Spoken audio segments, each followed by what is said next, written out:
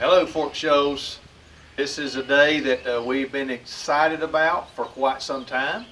And so this Sunday, we are planning on regathering here in our sanctuary together. Just a couple of things I just want to just to remind you of that you can help us with during this transition. First thing I want to do is I'm grateful to be able to live in a state with a governor that prizes our freedoms, and especially a freedom to worship, and our state leaders who have asked for churches to reconvene and to reconvene safely. And so with that, as Christians, we have a responsibility to not only to listen and try to obey to the best we can to our governing authorities, but also to submit to God. And so our actions are going to reflect our Christian walk with God. And so as a result of that, our leadership has met, as we did just a few weeks ago, and we have comprised a plan. It's not a perfect plan by any means, but one that we feel like is best suited for our context here at Fork Shows that will help us in the next few weeks to come. And so I just want to share these with you, and we'll address some things as they happen. The big thing is to please be flexible with these. Something may happen. It may cause us to have to restructure or change things. That's okay. We want to be very flexible as we go through these uncharted waters together. The first thing is like we said before, this is going to be for worship only to begin with. We want to make sure that we continue to suspend our Sunday school, all midweek activities, and other ministries that are going on right now on campus temporarily until we make sure that it's safe to reconvene those groups together. So we ask that you would just do that with us during this period of time for just worship only. This is a good time for you to get creative. Connect with your Sunday school small group. Connect with your ministry teams through Zoom or through some other way of not having to meet physically in the building. You can meet outside on someone's front yard with chair spacing. Be creative in the ways that you meet. Don't let ministry stop because of this. Get creative in how you're reaching out to one another. It'll be a short time and we'll all be back together again. But in order to observe the 6-foot distance that we want to try to keep safely whenever we come back, we're going to offer two services, 9 o'clock and 11 o'clock. Please note that time change. Originally we had said 10:30, but we have moved it to the second service at 11 o'clock to ensure an opportunity to sanitize certain areas within our church, and also to make an easy transition and setup so that those who are in charge of the worship service or leading the worship service will not be rushed to do so. And so 9 o'clock and 11 o'clock are the two services. Now I know that not everyone is happy about a 9 o'clock service. I know that. So we're just asking that you would please help us with this. We believe that we could get about 65 to 70 in our sanctuary safely and still have enough people here to be able to have the worship service. That means you're going to have to be front row Baptist for a little while. You're not going to be able to everyone sit at the back. And so in order to safely open our doors so that all people or as many can attend as going to attend, we ask that you help us with this. We're going to be skipping pews and also only using every other pew, and those pews will be marked during the service so that you will know which one was used prior. That way we only have to clean one surface between services and not have to do it or after service and not between services. And that will help us in that.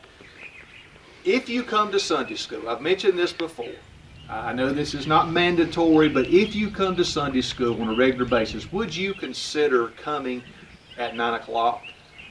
And also those of you who are early birds, maybe you don't attend Sunday school on a regular basis, but you are early birds and you would like to get out in the morning, would you consider coming early? That will allow us more opportunity for the guests that may arrive at 11 o'clock or at 9 o'clock and give us a pretty good split among membership so that we can safely have our numbers here. Immediate family may sit together on a pew, okay? That's okay. You've been around one another for these 8 weeks, and so there's no need in stopping that now. Immediate family can sit together on a pew. But we ask that you help us with this request by not squeezing in extended family friends on your pew. Let's keep it to immediate family for the time being. Also, there's an exit strategy that we just want to throw out there. When you're leaving the building, Scripture says the last will be first, and so we're going to keep that in context as well. But those who are seated in the back, if you will just hang around and allow them to get out first, that will help the ones who are in the front to get out. If you're seated in the front of our sanctuary, you can go out on the right side of the stage and out the other exit door. And all of those should allow people a safe way to exit without having any other issues between services. There will be ushers who will be there to help with seating and with exiting to kind of help point people in that way. We will not have a nursery. We will not have a children's church. That will be temporary because, as you know, you cannot keep children 6 foot apart, and so there's no need in even trying to do that right now. So we will not have nursery or children's church. So please plan ahead of time for your young children.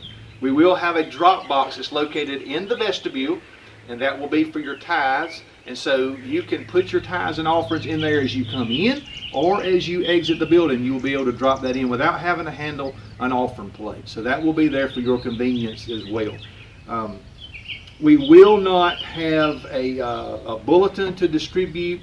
And so if you take notes, I would encourage you to bring your own pen and your own paper in order to do that. We will have hand sanitizer available, but the front doors are going to remain open so that you won't have to hopefully come in contact with as many hard surfaces as possible. We will not distribute any masks, but if you feel the need to wear one, you are free to wear your own mask for your protection and for your safety. We do ask, though, that conversations be held at distance, not next to one another, but at a distance, to be respectful of individuals' space and be courteous of their space. And finally, I just want to say that if you do feel sick, or you have a fever at all, or if you are at risk with a compromised immune system, please stay home. You are not required to be here. It's not worth your health or risking someone else's health just to say that you were here on the first Sunday that we came back. Please stay at home if you don't feel safe in doing this. I want to add to this also, a lot of allergies are out there right now, a lot of springtime allergies, and so it's hard to distinguish if someone has a virus or if someone has allergies. If you have bad allergies right now, you may want to stay at home, just so that people are not squeamish around you, okay? We will stream live the 11 o'clock service, and so if you do stay home, you will still have the opportunity through Facebook or our webpage to live stream our service, and you'll be able to take part in that service with us. Church, we're going to get through this. God's going to get the glory that He is due from this. We don't know what that is yet. We may not be able to see it, but He will get the glory that is due. This has been tough, but it's been a great learning opportunity for us through this. And I hope that we never take for granted the freedom of coming together and worshiping together as Christians. I hope that when we leave from this pandemic, that our ministry and our focus is forever changed. We don't necessarily return back to normal, that we have a fresh perspective and a fresh focus for this community and what we're supposed to be doing for the Lord. I love you, I miss you, and we look forward to seeing you this Sunday morning.